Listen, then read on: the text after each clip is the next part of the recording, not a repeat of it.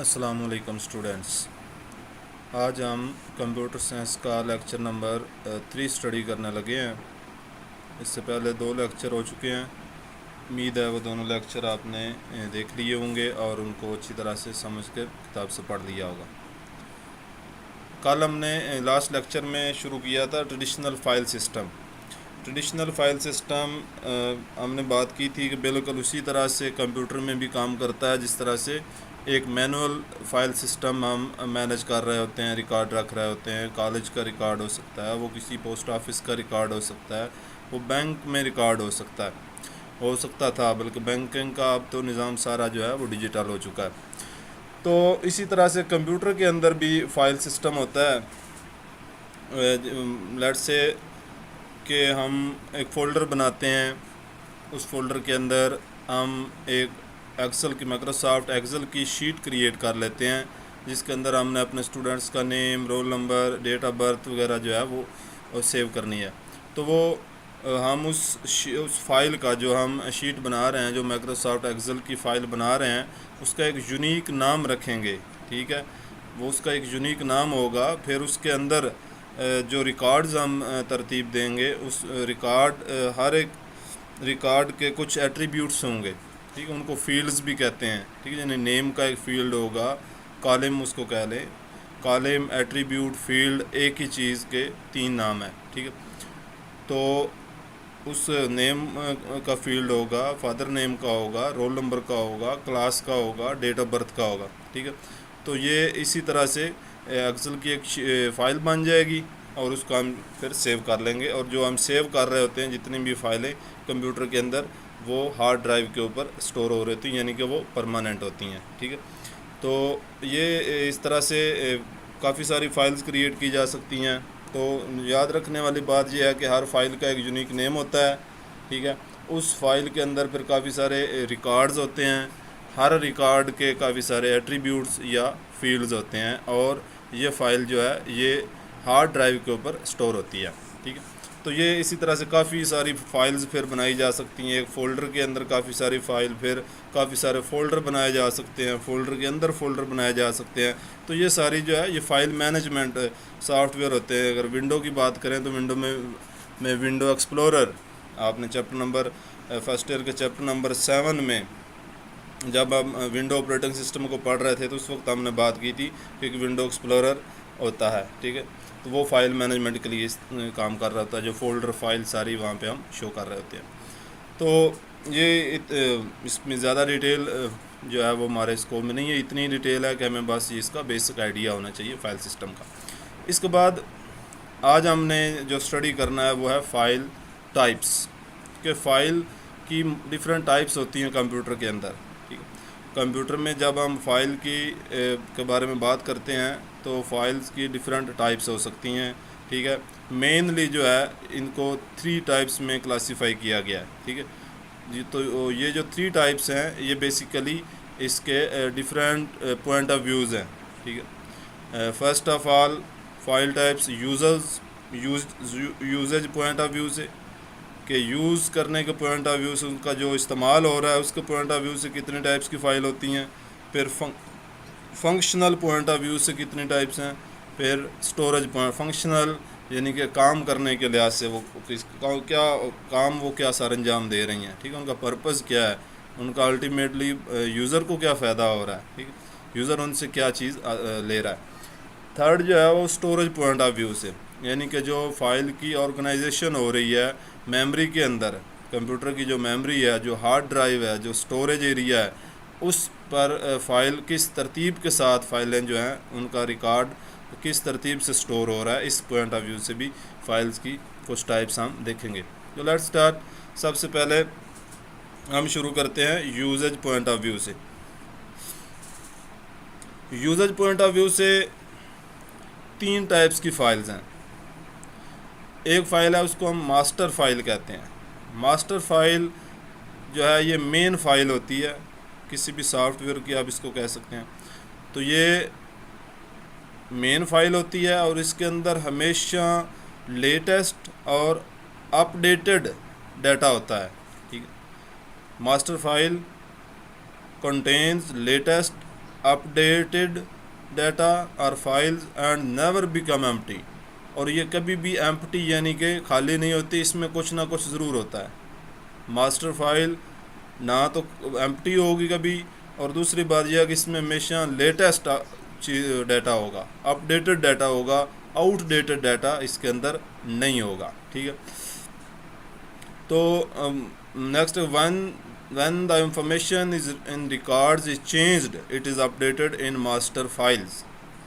तो जब भी कोई रिकॉर्ड अपडेट होगा, वो किसी जगह पे भी है, तो वो मास्टर फाइल के अंदर भी उस रिकॉर्ड को अपडेट कर दिया जाएगा। ठीक है, तो ये तीन बातें याद रखने वाली हैं। पहली ये कि मास्टर फाइल मेन फाइल है जो कभी एम्प्टी नहीं होती। ठीक है, दूसरी बात यह कि इसके अंदर हमेशा अपडेटेड डाटा होगा। तीसरी बात ये कि जब भी कोई रिकॉर्ड चेंज होगा तो मास्टर फाइल के अंदर भी उसको अपडेट किया जाएगा। ये तीन बातें मास्टर फाइल के हवाले से हो गई। नेक्स्ट है ट्रांजैक्शन फाइल। ट्रांजैक्शन फाइल जो है, इसमें इसके के मतलब भी 2-3 बातें हैं जो आपको पता होनी चाहिए। ये ऐसी फाइल है जिसमें डाटा टम्परेरीली यानी परमानेंटली नहीं होता, टम्परेरीली स्टोर होता है इसके अंदर। कब? जब उस डाटा की प्रोसेसिंग हो रही है। ठीक है, प्रोसेसिंग होते वक्त डाटा जिस फाइल के अंदर होता है उसको ट्रांजैक्शन फाइल कहते हैं। ठीक है, और टम्परेरीली होता है। जब डाटा प्रोसेस्ड हो जाता है तो वो मुतलका रिकॉर्ड या वो डाटा मास्टर फाइल के अंदर भेज दिया जाता है, वहाँ पे अपडेट कर दिया जाता है, और ट्रांजैक्शन फाइल जो है इसको डिलीट कर दिया जाता है। ठीक है, तो ये 2-3 बातें ट्रांजैक्शन फाइल के वाले से कि इन फाइल्स के अंदर डाटा प्रोसेसिंग के वक्त स्टोर होता है। दूसरा ये कि ये टम्परेरी फाइल्स होती हैं। तीसरा ये कि इनके अंदर डाटा सिर्फ उस वक्त तक रहता है जब तक कि मास्टर फाइल के अंदर अपडेट नहीं हो जाता। जैसे ही डाटा मास्टर फाइल के अंदर अपडेट होता है तो ये ट्रांजैक्शन फाइल डिलीट कर दी जाती है, ये एम्प्टी हो जाती है। अब इस तरह से भी इसको देख लेते हैं। नेक्स्ट है बैकअप फाइल। बैकअप फाइल जैसा कि नाम से ज़ाहिर है कि ये इसके अंदर बैकअप डाटा होता है, और ये भी परमानेंट फाइल है। These are permanent like master file.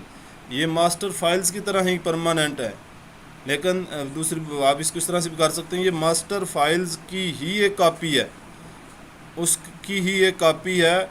Data को स्टोर करने के लिए अगर मास्टर फाइल किसी तरह से ज़ाया हो जाती है या उसका डाटा जो है वो करप्ट हो जाता है तो आपका डाटा तो गया। तो इसलिए बेहतर ये होता है कि मास्टर फाइल की एक कॉपी बैकअप फाइल के तौर पर रख ली जाती है, और अगर कभी मास्टर फाइल का डाटा वेस्ट हो जाए तो बैकअप फाइल से वो कॉपी डाटा की दोबारा हासिल की जा सकती है। ठीक है, तो एक तो ये बैकअप फाइल परमानेंट है, दूसरा इसमें मास्टर फाइल के डाटा की कॉपी होती है, तीसरा ये कि ये सम सॉफ्टवेयर यूटिलिटीज़ को ख़ास किस्म के सॉफ्टवेयर होते हैं जो बैकअप बनाते हैं मास्टर फाइल का, तीसरा ये कि ये एक्सटर्नल स्टोरेज डिवाइसेस पे होती है। ठीक है, कंप्यूटर के इंटरनल नहीं, इसको स्टोर किया जाता है किसी और अलग, जो कोई आपकी हार्ड ड्राइव है, कोई USB वगैरह, उसके अंदर इसको रख लिया जाता है ताकि अगर कंप्यूटर जो है वो ख़राब होता है या उसकी मास्टर फाइल करप्ट होती है या कोई वायरस वगैरह जो है वो करप्ट कर देता है फाइल को, तो आपके पास बैकअप फाइल किसी और जगह पे महफूज हो। ठीक, तो फिर उसको दोबारा रिस्टोर कर लिया जाता है। तो ये 3 यूजेज पॉइंट ऑफ व्यू से फ़ाइल की टाइप्स हैं, मास्टर, ट्रांजैक्शन और बैकअप फाइल। ठीक है, नेक्स्ट जो है वो file types from functional point of view.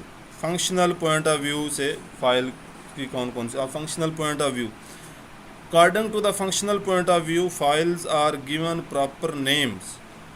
इसमें प्रॉपर नेम्स होते हैं, like first dot doc example दी हुई है, फर्स्ट डॉट डॉक। अगर आपने कभी माइक्रोसॉफ्ट वर्ड की कोई फाइल बनाई हो, कोई डॉक्यूमेंट बनाया हो, तो आपने देखा होगा कि उसका आप नाम देते हैं। ठीक है, नाम के बाद डॉट, आगे डॉक वो खुद ब खुद लिखा हुआ आ रहा होता है।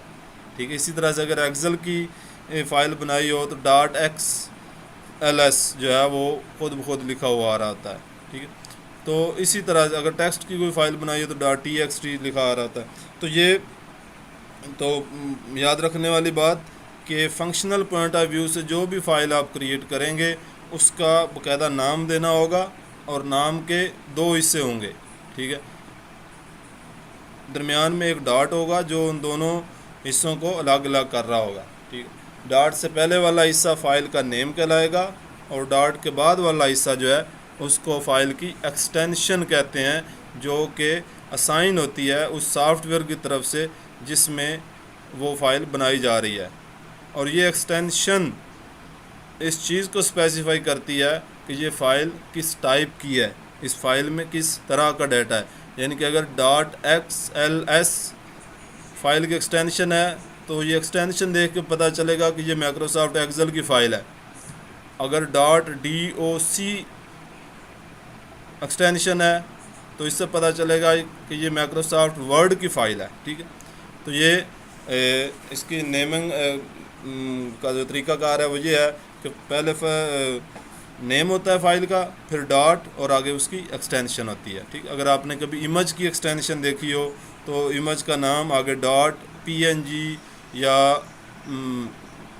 jpeg, ठीक है, jpg .gif, तो ये भी फाइल की एक्सटेंशन है, ठीक है, जो टाइप बताती है। अगर .png एक्सटेंशन है तो इससे पता चल जाएगा कि ये इमेज है कोई, ठीक है। तो प्रोग्राम कंप्यूटर जो है ये अगर आप देखेंगे, आपने कभी अगर किसी वीडियो को ओपन करना हो, वीडियो के ऊपर क्लिक करते हैं तो कंप्यूटर जो है वो ऑटोमेटिकली उसको VLC मीडिया प्लेयर या और भी और जौन सा वीडियो प्लेयर आपने किया है उसके अंदर ओपन करता है।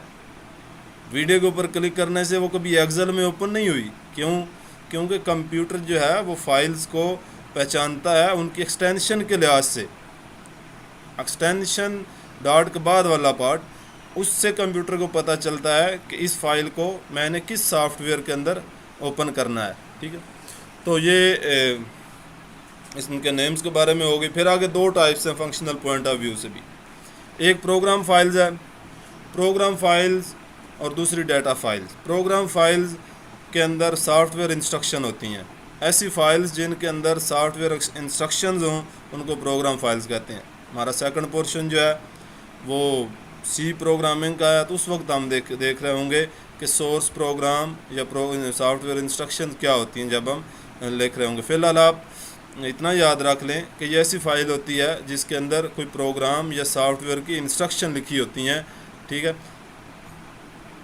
या इसको आप कहते हैं सोर्स कोड या ऑब्जेक्ट कोड इसके अंदर होता है, ठीक है। इसको हम और जो प्रोग्राम जिस फाइल के अंदर होता है या सॉफ्टवेयर इंस्ट्रक्शन होते हैं जिस फाइल के अंदर, उनको एग्जीक्यूटेबल फाइल्स भी कहते हैं कि वो एग्जीक्यूट हो सकती हैं, ठीक है। तो इनकी एक्सटेंशन जो है वो .exe भी होती है और .com भी होती है, ठीक है। फिर .c भी होगी, .c++ भी होगी, ठीक है। तो ये जिस लैंग्वेज में आप इसको क्रिएट कर रहे हैं प्रोग्राम को, उसके लिहाज से फ़ाइल की एक्सटेंशन होगी। तो ये प्रोग्राम फाइल्स हैं। प्रोग्राम फाइल के बारे में आपने सिर्फ ये याद रखनी है बात कि ऐसी फाइल्स जो कि सॉफ्टवेयर इंस्ट्रक्शन जिनके अंदर होती हैं, those files which contain software instructions are called program files, ठीक है। इनके एग्जांपल .exe फाइल और .com फाइल या .c फाइल जितनी भी हैं उनको प्रोग्राम फाइल कहते हैं। दूसरा है data files. These files contain data used by program files. ऐसी फाइल जिनके अंदर डाटा होता है जो प्रोग्राम ने यूज़ करना होता है, ठीक है, जो कंप्यूटर ने यूज़ करना होता है, जो किसी प्रोग्राम ने यूज़ करना होता है, उसको हम कहते हैं यह डाटा फाइल्स है, ठीक है। तो डाटा फाइल्स नाम से जा रहा है ऐसी फाइल जिनके अंदर कोई डाटा होता है, ठीक। These files are created by software being used. ये सॉफ्टवेयर ही क्रिएट करते हैं। अभी हमने थोड़ी देर पहले एग्जांपल देखी माइक्रोसॉफ्ट वर्ड की, माइक्रोसॉफ्ट एक्सेल की, ठीक है। तो ये सारी डाटा फाइल्स हैं, इनके अंदर डाटा होता है। तो ये आगे इसने बताया हुआ है कि files having extension like .dat, .doc, .xls, .mdb, इस तरह के जितने भी हैं उसको कहते हैं ये डाटा फाइल्स हैं, ठीक है। थर्ड, फाइल ऑर्गेनाइजेशन जिसको कहते हैं, या स्टोरेज पॉइंट ऑफ व्यू से फ़ाइल की टाइप भी कहते हैं, ठीक है। तो फाइल ऑर्गेनाइजेशन के बारे में हम पहले भी बात कर रहे थे। It is the physical arrangement of records of files on secondary storage devices. Secondary storage devices होते हैं जो हार्ड ड्राइव होती है। ये आपको बात पता होनी चाहिए कि प्राइमरी स्टोरेज को मेन मेमोरी या रैम कहते हैं, सेकेंडरी स्टोरेज को हार्ड ड्राइव भी कहते हैं, हार्ड डिस्क भी इसको बोलते हैं। ठीक है, तो फाइल ऑर्गेनाइजेशन क्या है? फाइल ऑर्गेनाइजेशन फाइल्स की रिकॉर्ड की फ़िज़िकल अरेंजमेंट जो मेमोरी के अंदर बन रही है उसको फाइल ऑर्गेनाइजेशन कहते हैं। ठीक है, इस पॉइंट ऑफ व्यू से भी फाइल्स की 3 किस्में हैं। ठीक है, बहरहाल there are a lot of methods to store files on secondary storage. Hard drive के ऊपर मेमोरी के अंदर फाइल्स को स्टोर करने के काफ़ी सारे मेथड्स हैं। All the methods have their own advantage and disadvantage. हर मेथड का अपना फ़ायदा है, अपना नुकसान है। These different types of file organization are, तो